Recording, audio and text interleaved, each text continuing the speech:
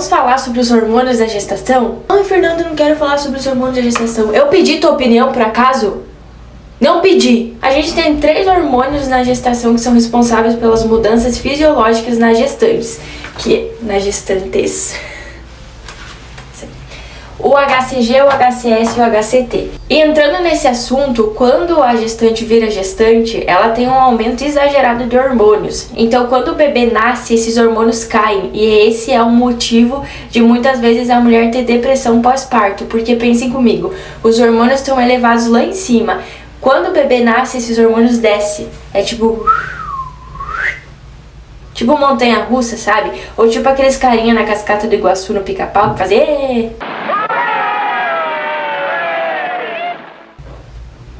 Tipo isso. Então tu imagine que os hormônios estão lá em cima e do nada, pá, eles caem do nada. Como fica a tua vida se teus hormônios fizerem isso com você? Mas eu não vim aqui falar sobre isso, eu vim aqui falar sobre os hormônios. Começando ali pela gonadotropina coriônica humana, eu quero que vocês liguem esse hormônio à gordura. Por que ligar a gordura? G de gordura. Porque o HCG ele é responsável pela nutrição do bebê até ele conseguir se nutrir sozinho.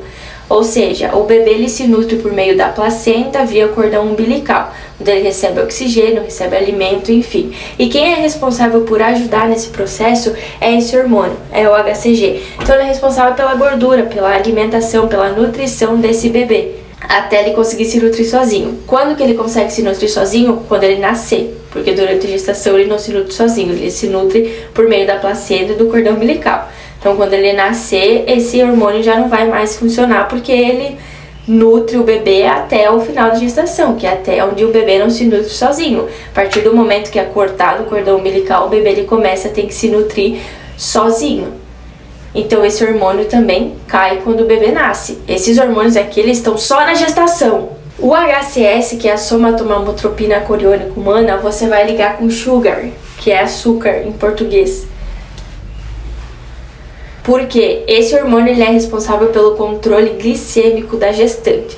Por quê? O feto ele tem 20% a menos de glicose do que a mãe. O que significa que se a mãe ficar hipoglicêmica, o bebê também vai ficar hipoglicêmica. Tanto que uma gestante não pode ficar mais de 6 horas em jejum, porque ela fica hipoglicêmica. Ela ficando hipoglicêmica, o bebê fica hipoglicêmico e todo mundo fica hipoglicêmico. Mentira. O bebê fica hipoglicêmico e o bebê ficando com pouca glicose, ele para de se mexer. Ele fica meio que sem força de se mexer. E ele parando de se mexer e ele tendo pouca glicose, estando hipoglicêmico, ele pode muito bem entrar em sofrimento fetal. E aí complica um pouco a história. Então o HCS é importante porque ele que controla o açúcar. E ele também é responsável pela hiperfagia da mãe, que é a vontade descontrolada de comer, e também pela síndrome da pica-malácia, que é aquela vontade exagerada que a mulher tem de comer coisas estranhas, tipo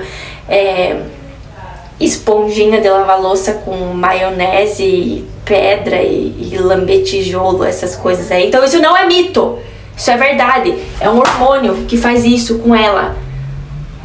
Para de julgar se a gestante quiser lamber uma pedra. E o HCT, que é a tireotropina coriônica humana, que você vai ligar com tamanho, porque é ela que atua no amadurecimento e no crescimento do bebê. Aprendeu? Se não aprendeu, volta o vídeo e estuda de novo. HCG, gordura, nutre o bebê até o final da gestação. HCS, sugar, açúcar, responsável pelo controle glicêmico da gestação. HCT, tamanho, amadurecimento e crescimento do bebê.